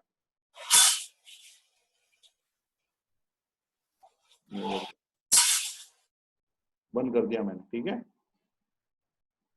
ये आपका हो गया क्लियर, ठीक है। यहाँ पे अब यहाँ पे एंड मैंने बता दिया जितना था। अब आपको कुछ क्वेश्चन पूछने हैं तो आप पूछ सकते हैं। सर नमस्ते। नमस्ते, कौन बोल रहे हैं? पवन कुमार कुमावत बात कर रहा था चित्तौड़गढ़ से। हाँ, चित्तौड़ आया था मैं। मैंने आपका उद्गम समागम में देखा था आपको। अच्छा अच्छा। और जो कार्यक्रम हुआ था ना उसमें। हाँ, तो वहाँ पे बहुत कम समय दिया गया था मैं। हाँ हाँ। वहाँ पे सब आए, स्टूडेंट भी हमारे 1-2 आए वहाँ पे। एक्चुअल सर मैं ये पूछना चाह रहा था कि अभी 2 काम करते हैं हम लोग। एक तो खुद मसाला मैन्युफैक्चरिंग का काम है। अच्छा, पैकिंग खुद करते हैं, फिर उसकी पैकेजिंग पैकेजिंग करते हैं, बट पैकेजिंग पे अभी हमने उस पर कुछ कर नहीं रखा, मतलब ब्रांडिंग वगैरह ले नहीं रखी है। हम ओपन ही देते हैं जो 1 किलो 2 किलो 1 किलो आधा किलो पाव भर इस टाइप का। देखो ये डोमेस्टिक में चल जाता है, डोमेस्टिक में चल जाएगा, मगर इंटरनेशनल में नहीं चल पाएगा। हाँ, तो उधर ब्रांडिंग लेनी पड़ेगी ना सर, ये बात। ब्रांडिंग लेना पड़ेगा, FSI के लाइसेंस लेने पड़ेंगे, बैच मार्क लेना पड़ेगा, एग मार्क लेना पड़ेगा। जो बायर ने जो रिक्वायरमेंट की है, हर कंट्री का अलग अलग है। कोई सर्टिफिकेशन मांगता है, कोई अब गल्फ कंट्री में हलाल सर्टिफिकेट मांगता है, कोई कराना पड़ते हैं वो सारे। तो आप एक प्लान बता दो कि सर मेरी प्लानिंग है, अपन प्लानिंग करके प्रोजेक्ट बनता है कि पैसा खर्च करने से पहले पूरी फाइल बना लें कि ये करने पड़ेंगे और ये इन्वेस्टमेंट आएगा। तो पहले भी बात हुई थी सर आपसे, तो मैं क्या है कि वहाँ जोधपुर में चालू जब क्लासें होती ना आपकी, तो मैं एक बार आना चाहता हूँ वहाँ पे। अब देखो आने वाला ये तो समय हो गया, अब सोचना ही है। और मैं कह रहा हूँ कि अब युग है ऑनलाइन का, मैं भी शायद ऑफलाइन क्लास नहीं पढ़ाऊंगा। अब इसमें देखो कंसंट्रेशन फुल होता है, मैंने देखा ऑनलाइन ज्यादा सक्सेसफुल है in comparison to offline. Offline महीने में बारिश हो गई, नींद आ रही है, बात आ रही है, बैठा, या अपन किसी तरह से कोई भी तेज हो गया, तूफान आंधी हो गया, अपन घर में बैठ के उस घंटे में एक भी मिस नहीं होगी, और उसमें रिवीजन कंटिन्यूस रहता है। फिर बाद में कभी रिवीजन है वो भी। और एक काम और है सर हमारा, क्या वो एक्चुअल में हम क्या ये किसी के कंपनी का काम करते हैं, तो जैसे उसका काम है एग्रीकल्चर में अपने जैविक खाद का। राइट, वो भी बहुत अच्छी जाती है बात। जैविक खाद में एक्चुअल में उसमें क्या है, जिस कंपनी का करते हैं ना, तो जिसका माल जहाँ बन रहा है वहां से पता लगा कि भाई आपकी खुद की ब्रांडिंग करवा लो आप। तो जो चीजें चाहिए तो वो उसके लिए किसमें फिर अपना RCMP का रजिस्ट्रेशन होगा। ये एग्रो में आ जाएगा, जैसे फर्टिलाइजर्स है ना, ये तरह से ऑर्गेनिक फर्टिलाइजर्स हैं। जी जी जी जी। तो ये आप पे ऑर्गेनिक एग्रीकल्चर में डिपार्टमेंट, ऑर्गेनिक और एग्रीकल्चर में दोनों में अपेडा है। अपेडा ही चलेगा ना सर? हाँ, अपेडा चलेगा। और उसमें करके बाद में वो प्रोजेक्ट फाइल है, जैसे अब हम लेते हैं प्रोजेक्ट कोई। आप सर आप सारी मतलब सहायता तो आपको करनी पड़ेगी, हमारे तो क्या है, हम तो अभी आज की तारीख में सेल कर रहे हैं, जैसे खाद को भी सेल कर रहे हैं, मसाला भी कर रहे हैं। तो अलग अलग मेरे साथ क्या होता है, मैं कि मेरा सेकंड जो काम है, मेरा जो फर्स्ट काम तो ट्रेनिंग देना है। मुझे मालूम है कि अगर मैं खेत बोता रहूंगा तो फसलें आती रहेंगी। जी जी जी। तो मैं कंटिन्यूस ट्रेनिंग देता हूँ सुबह शाम, ठीक है। ज्यादा रेगुलर नहीं रहता कि सुबह से मतलब ये है कि बैच चलते रह रहे हैं। नहीं, आपके मैसेजेस आ जाते हैं सर, देख लेते हैं हम लोग। हाँ, तो अभी ऐसे ये आज हमारा जब एक बैच है, ये ज्योग्राफी खत्म हो गई, कल से हमारे टॉपिक शुरू होंगे। अच्छा, अगर आप इंटरेस्टेड हैं तो कल वाले बैच से ज्वाइन कर सकते हैं। और आप जैसे कब से देख रहे हैं, तो भले 2 महीने बाद ज्वाइन करना, 4 महीने बाद करना, 6 महीने बाद करना, मगर डिसीजन लेना है। तो आप है ना जैसे कल से मेरे को तो सर पूरी वो प्लानिंग सीखनी है कि उस जो जैविक खाद का काम है ना, हाँ, उसको मेरे को बाहर भेजना है सर। अब हम क्या करते हैं, तो जैसे अभी क्या करा, आपको ट्रेनिंग दी एक्सपोर्ट्स की पूरी जी जी जी। ट्रेनिंग हो गई, तो अभी पहले बिना ट्रेनिंग दिए हुए अगर मैं आपसे करूंगा, यहाँ पर मिलके काम करते हैं, तो आपको मुझ पे भरोसा नहीं होगा, कम होगा। मगर आपको भी पूरा काम आ चुका है, ठीक है। काम आने के बाद क्या है, आप आके अब आप 1-to-1 स्टूडेंट हमारे साथ बिजनेस करते हैं। तो मैं किसी के साथ केले एक्सपोर्ट्स किए हैं, किसी के साथ मैंने गाजर, किसी के साथ पत्थर एक्सपोर्ट्स किया है। ये चीज हम रेगुलर करते रहते हैं, और उसमें शेयरिंग आती है हमारी, उसमें वो शेयर हमारा ज्यादा आता है, फीस मतलब वो हमारी ट्रेनिंग फीस से भी ज्यादा अच्छा पैसा आ जाता है उसमें। तो वो क्या है, स्टूडेंट का क्या ट्रस्ट हो जाता है, 1 महीने हमारे साथ पढ़ा होता है, उससे सारी चीज मालूम हो जाती है, बिहेवियर रहता है।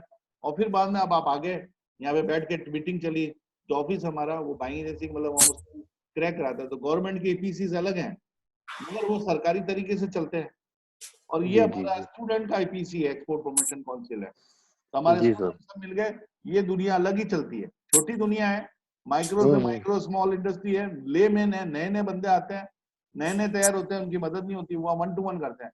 फिर अब ये कर दूंगा, बाकी आपको 90% चीज ध्यान होगी, 2% हमने ऐड कर दी, ये भी जानेगा सर, आपकी निगरानी में रखना। अब हमने हजारों लाखों कंटेनर भेजे हुए इंडिया से बाहर। हाँ सर, तभी तो सर आपसे तो वो क्या होता है, हमें एक पॉइंट पे कोई पलटी खाता है तो हम वापस एकदम एक्शन में आ जाते हैं। अच्छा, तो आप नया आदमी तो बेचारा घबरा जाता है, सर गया माल गया हमारा, यहाँ कस्टमर होंगे, तो सॉल्यूशन हमारे पास होते हैं, ये फटाफट कर लो यार, ये एक्शन ले लो, ये ले लो। इधर बॉम्बे में तो सर जैसे इसमें हमारे को सर क्या है, ये मेन तो जो वही करना है जैविक वाला, उसमें बायस ढूंढने वगैरह, तो उसके लिए सर आप बताएं सर कैसे तो क्या है? डिजिटल देखो, हम मार्केटिंग भी करते हैं, हम डिजिटल मार्केटिंग भी हम खुद कराते हैं। आपको जैसे खेती करनी सिखाई है हमने, और आप तो मैंने कहा कि आपको है ना बैल हटाने पड़ेंगे, खुद लगना पड़ेगा जी। अब आपको क्या सर, मेरे से तो मेहनत नहीं होती, सिखा हमने दिया, आपको तरीका बताएंगे बैच में, लड़के कहीं होते हैं कहीं बैठते नहीं है, नेट मार्केटिंग का कोर्स कराते हैं, और 1-to-1 फिर और आ जाता है कि भाई आ जाओ, ज्यादा दिक्कत है तो सामने बैठ जाओ। तो लैपटॉप लेके अपने मेरे सामने बैठे रहते, ऑफिस में बैठा हूं ना, तो 2 सामने इधर बैठे रहेंगे, 4 रहेंगे, उनका काम बन गया, वो गायब हो जाएंगे, तो 10 कुर्सियां पड़ी हैं। तो वो क्या प्रोजेक्ट करने आता है, सुबह आए 10 बजे, कोई 12 बजे तक बैठा, कोई 1 बजे तक बैठा, चला गया। अब आप बोलो मैं तो चित्तौड़ रहता हूँ सर, तो आपको काम दे दिया जाएगा, इस तरह से मार्केटिंग करो, ये तरीके हैं, ये टूल मैंने ढूंढ के दिए हैं, आप इसमें मेहनत करो। तो उसमें ढूंढना पड़ता है, फिर सबको मेल पे, सब राजी थोड़ी होंगे। अब आपको मसाले ध्यान है, मसाले के यहाँ पे होलसेलर ध्यान है, अब मैं आपको मंडी के सबके नंबर दे दूं, अब आप बोलो नंबर तो मिल गए सर, दे तो कोई नहीं दे रहा मुझे, अब उनको कन्विंस करना पड़ेगा आपको। तो वो हो गया, ये है नगर सिंह मंडी वाले सारे होलसेलर, आप मैं देना है मुझे माल, तो आप आओगे, उन्हें कन्विंस सर मेरा माल सही रहेगा, वो गए ये चीज वो चीज सब मिल जाएगी, रेट मिल जाएगी, वो मिल जाएगी। जी। अब अपना जो कन्विंस होगा उससे होगा सारा। ठीक है, ओके सर, और किसी का सवाल भैया? सर मेरा और नाम बोले आपका, आपका नाम नोकिया 6.1 प्लस है ना? सॉरी, हाँ मेरा नाम एक्चुअल में मैंने जल्दबाजी में आईडी बनाई थी, और सुबह कल रात को आपसे मेरी बात भी हुई थी, तो इस चक्कर में फिर मैंने जल्दबाजी में आईडी बनाई, मतलब सर से बात करनी है। और आईडी नहीं, आईडी तो बन जाती है, ये नाम लिखना होता है एंटर करते वक्त, जैसे मैंने भी नाम अपना लिखा है, Rais Ahmad sir. Sorry for mistake, actually जल्दबाजी में इतना टाइम कोई नहीं, तो आप बता दे नाम अपना, क्या नाम है आपका? नाम राशिद खान। हाँ, और सर जयपुर से हूँ सर, मेरे को एक्चुअल में कोर्स वगैरह करना है, हमारा हैंडीक्राफ्ट का बिजनेस है, मेटल में प्रोडक्ट बनाते हैं हम खुद, हमारी खुद की मैन्युफैक्चरिंग है, और जो प्रोडक्ट हम बनाते हैं उसकी हम मतलब डोमेस्टिक में ही सेल है, तो मैंने देखा है कि वो प्रोडक्ट बहुत ज्यादा बिकते हैं, मतलब वो हमसे लेकर बाहर एक्सपोर्ट कर रहे हैं, तो ऐसे ही होता है। हाँ, तो मैं चाहता हूँ एक्चुअल में कि हम खुद भी एक्सपोर्ट करें, क्योंकि मुश्किल तो कुछ भी नहीं है। तो आप देखो, एक आपका वही होगा जो दिखता बिकता, आपकी वेबसाइट बनाओ, सारे प्रोडक्ट की लिस्टिंग करो, और फिर बाद एक्सपोर्ट में बायर्स ढूंढो, नेट मार्केटिंग करो, बायर से कम्युनिकेट होगा, ऑर्डर पहला लगता है उससे बस प्रोडक्शन, उसे एक्सपोर्ट के बायर क्या होता है, एक बार एक है ना देग में से चावल का एक चावल चेक किया जाता है कि देग पकी कि नहीं पकी, ठीक है। तो आपको क्या जब बड़ा ऑर्डर देना होगा तो सबसे पहले वो क्या करेगा, एक छोटा ऑर्डर दे के देखेगा, वो आप जिसको सप्लाई दे रहे हो वो एक्सपोर्ट कर रहा हो, उसको मालूम पड़ गया कि आप सप्लायर हो उसके, मगर मालूम है कि आप उसको दे नहीं पाओगे, भले माल अच्छा बना दो तो क्या करो, आप ही का माल उसके थ्रू आ रहा है, महंगा आ रहा है, मगर वो पहुंचाने में सक्षम है। वो लॉजिस्टिक आजकल जो बोलते हैं supply chain management, logistics management, सिर्फ एक्सपोर्ट में नॉलेज होना तगड़ा नहीं है, आपको जस्ट इन टाइम डिलीवरीज भी करनी है। आप सर्दी के कपड़े गर्मी में पहुंचा रहे हो। मई जून में आपके पास जैकेट और आ गए, फॉरेन से इंपोर्ट किए थे कि अपने बेचने हैं जो इंडिया जो अभी जून के अंदर आप ऑस्ट्रेलिया के जैकेट आएंगे, कहीं सर्दी के जैकेट जर्मनी से मंगाए हैं, तो वो क्या करोगे? 6 महीने वापस रखने पड़ेंगे, फिर वापस नवंबर दिसंबर में निकलेंगे आपके माल, तो वो आउट ऑफ डेट हो जाएगा। तो डिलीवरी सही टाइम है। सर एक्चुअली प्रॉब्लम क्या है कि बायर्स तो हमारे पास में बहुत सारे हैं ऑलरेडी, हमारी उनसे बात भी होती रही है, हमारे पास आईसी कोड भी है, करंट अकाउंट सब कुछ है, लेकिन हमें क्या एक्चुअल में नॉलेज नहीं है पूरी। तो कई बार हम उन्होंने मुझे ऑर्डर देने की कोशिश भी की, लेकिन मैं उसको फुल पेमेंट नहीं कर पाया, मतलब उसको ले नहीं पाया, मैं समझ नहीं पाया कि अभी क्या करना, आज आप ऐसा है, अब आपके पास माल है ना, अब आप हाँ। उससे कह देना कि होई कर देंगे। अब उसका जवाब आएगा, उसका जवाब देना, आपने जवाब ढंग से नहीं दिया, समझ जाएगा आपको, फिर अभी तक नहीं आता वो व्हाट्सएप मुझे कॉपी भेजना, मैं उसका आंसर दूंगा, आप उसको वो वापस आंसर देना, उसे समझ आ जाएगा इनको आगे क्या करना। ठीक है, 2-4 व्हाट्सएप मैसेज मेरे तरफ से आंसर करके जाएंगे, आपको क्लियर हो जाएगा। और प्लस ये बातें देखो हम करते हैं, बाकी प्रॉफिटिज्म है, खर्चा जहाँ पैसा लगता है वहीं जेन्युइनिटी है। प्लॉट पसंद आया, सही दी, तो प्लॉट आप खरीदना चाहते हो, बाकी आप बातें करना चाहते हो। तो अब हमारे हम बिग प्रोफेशन में आपको बता दूं, एक्सपोर्ट सीखना है तो हमारा एक रास्ता है जो कि कोर्स करना है। कोर्स करने में उसमें पैसा इन्वॉल्व होता है, पैसा इन्वॉल्व होता है, जो देता है वो सीख के चला जाता है, जो सोचता रहता है वो सोचता रहता है, वो लेट हो जाता है, क्योंकि उसको भाई दोस्त वोस्त नहीं बताएंगे। कोई भी आपका सच्चा दोस्त होगा जो एक्सपोर्टर है, मगर आपके साथ 10 बार बैठेगा, वो अ से ब से द नहीं बताएगा आपको, वो अपना बिल्कुल नहीं सही है बताएगा। सर, हाँ, नहीं बताते हैं सर। ठीक है, तो आपको सीखना है, तो आपको आना है हमारे बैच में। और अब है कि हम अच्छी तरह, जैसे आपको एक ट्रेलर हमने बताया आज, जिसमें पूरा एक्सपोर्ट हमने पूरा प्रोसीजर बता दिया। कोई समझदार होता हो तो वो तो इस चीज से कर लूंगा मैं, तो मेरे को सारी चीज समझ में आ गई। ठीक है, सर जयपुर से हूँ, फिर आप जोधपुर से, तो मैं कैसे मतलब ये तो सिस्टम कैसे देखेगा? जोधपुर वाले जैसे अभी बात कर रहे हो ना, ऑनलाइन सारे इसी तरह से कर रहे हैं कोर्स। हाँ हाँ आज की सर। आज की क्लास कैसे करी? सर आज ऑनलाइन ही सीखी है मैंने तो आज। हाँ, तो आज कोई नई चीज सीखी कि जो कुछ नहीं सीखा आज? सर नई चीज सीखी ना भाई, हाँ आप बताए जो क्लियरेंस, कस्टम क्लियरेंस वगैरह जो अब ये फ्लो चार्ट, ये क्या था? ट्रेलर था, और पिक्चर अभी पूरी बाकी है। तो पिक्चर है हमारी, तो वो महीने भर की है। आप इंटरेस्टेड है तो आप मेरे से लिंक मांग लेना, मैं लिंक दे दूंगा, आपकी फीस आ जाएगी। फीस आने के बाद देखो, फीस एक बीच का बॉर्डर है, उससे पहले हम बड़े प्रोफेशनल हैं, हम तरीके से बात, ठीक है भैया, अच्छा ओके। मगर जो बाकी जो स्टूडेंट जो हमारे ऑलरेडी मेंबर बन चुके हैं, उनसे हमारा बिहेवियर पूछो, ठीक है, बिल्कुल हम उनके साथ देते हैं। सर आपने सर मुझे ग्रुप में ऐड नहीं किया, जो आपका ग्रुप है ना JISM वाला, उसमें सर मैं ऐड नहीं हूँ, तो मुझे उसकी डिटेल उस बाहर वाले स्टूडेंट हम ऐड ही नहीं करते हैं, क्योंकि कोई स्टूडेंट बदमाशी करता है, कोई कांग्रेस और बीजेपी करता है, और बाहर वाला आप हो, तो मैंने आपको कुछ कह दिया तो आप वापस बदतमीजी से कुछ बोल दोगे मुझे, ठीक है।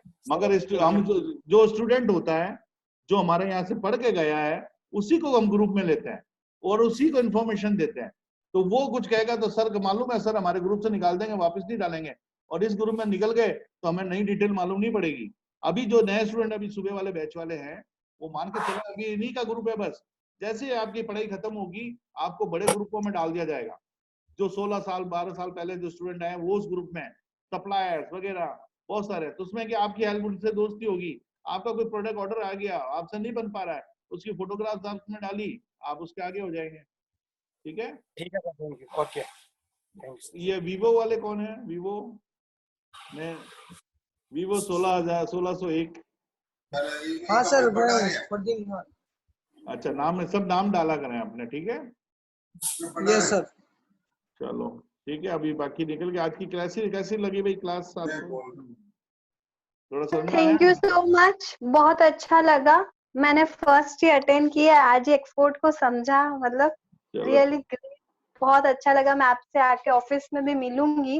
मेरे पास भी काफी प्रोडक्ट्स हैं, पूरी टीम है। मुझे मालूम है, एनजीओ का काम और अलग कराना है। एनजीओ में आप रूमा देवी को जानती हैं, बाड़मेर की, वो हार्वर्ड में जाके आ चुकी है और टाइम्स के कवर पेज पे आ गई हैं। तो आप टारगेट रखें कि मेरा भी फोटो आना चाहिए कवर पेज पे, ठीक है। सर देखिए, वो तो मेहनत करूंगी तो आएगा, बट लेकिन बहुत अच्छा लगा, आज काफी कुछ क्लियर हुआ। और आगे करना चाहते हैं तो श्योरली मैं 1-2 दिन में फ्री होके आपके पास आती हूँ। हाँ डेफिनेटली, कोई बात नहीं, ठीक है। आपका ठीक है वैसे sir, thank you. Okay okay, ठीक है। सारे बाकी तो अपने ही बच्चे हैं। एक में पवन जी, कहाँ से हैं पवन जी, कुमावत जी? मैं चित्तौड़गढ़ से हूँ सर। अच्छा अच्छा, आप तो समागम में मिले होंगे। हाँ मैं मिला था सर एक्चुअल में, पर आपसे मिलने का टाइम हुआ ही नहीं, आप निकल गए थे। और और आएंगे, आप बाद में बुलाओ, आप फिर दोबारा बुलाओ, वापस आ जाएंगे। बिल्कुल एक आइए चित्तौड़ सर, अब वेलकम है अब आपका। अभी जरूरी थोड़ी है कि अभी वो डीआईसी बुलाया था एक बस बनो बनो बिल्कुल बता रही है आपको, किला घुमाई हम किला। किला तो घूम लिए। अभी देखो पहले क्या हुआ, चित्तौड़ में 2 दिन का प्रोग्राम था। तो जी पहले जी दिन खाना हुआ तो भीड़ ऐसी जी मची कि चाय भी नसीब नहीं हो पा रही थी हमें। हमने लाइन में जी लग जी के चाय भी ली, खाना भी एक एक पूरी कैसे ही मिली। फिर जी शाम को दूसरे दिन मेरा लेक्चर हुआ था। तो जी दूसरे दिन लेक्चर हुआ, तब तो क्या खाना, सब कोई पूरी ला रहा है, कोई बर्फी ला रहा है। लो ये सर, मेरा लेक्चर होने के बाद हमें कार मिल गई, जाओ चित्तौड़ घूम के आओ।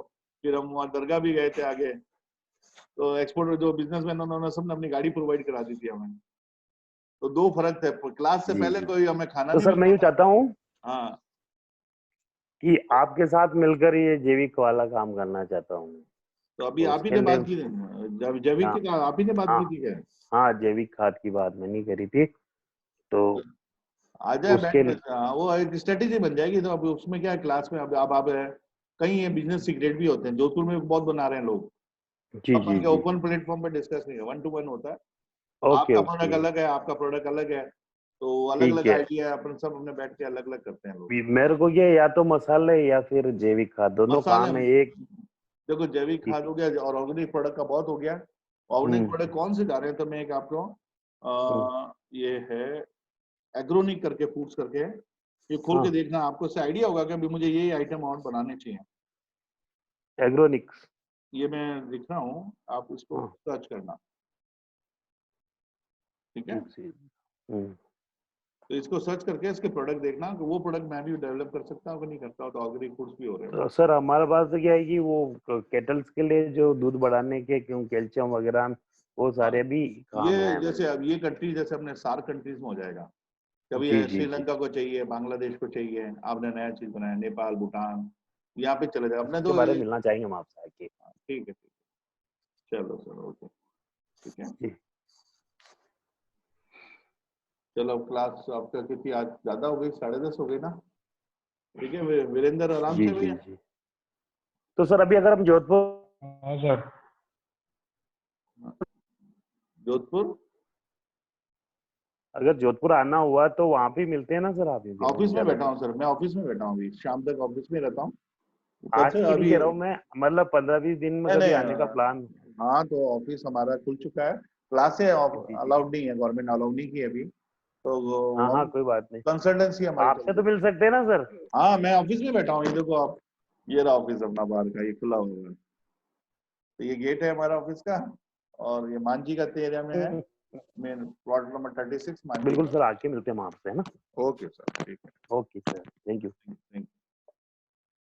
चले मैं अब साइन आउट करता हूँ मैं, किसी को और कोई सवाल हो, ठीक है।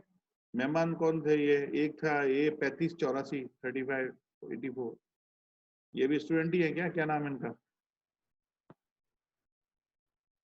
फरदीन है 1601, ठीक है। आदिल कैसे लगा क्लास, समझ में आई? चलो मैं आउट हो रहा हूँ, है नवनीत, जाओ जॉब पे जा रहे हो? हाँ सर पहुंच गए। नो सर, चलो ठीक है, ओके बाय। आज छुट्टी है।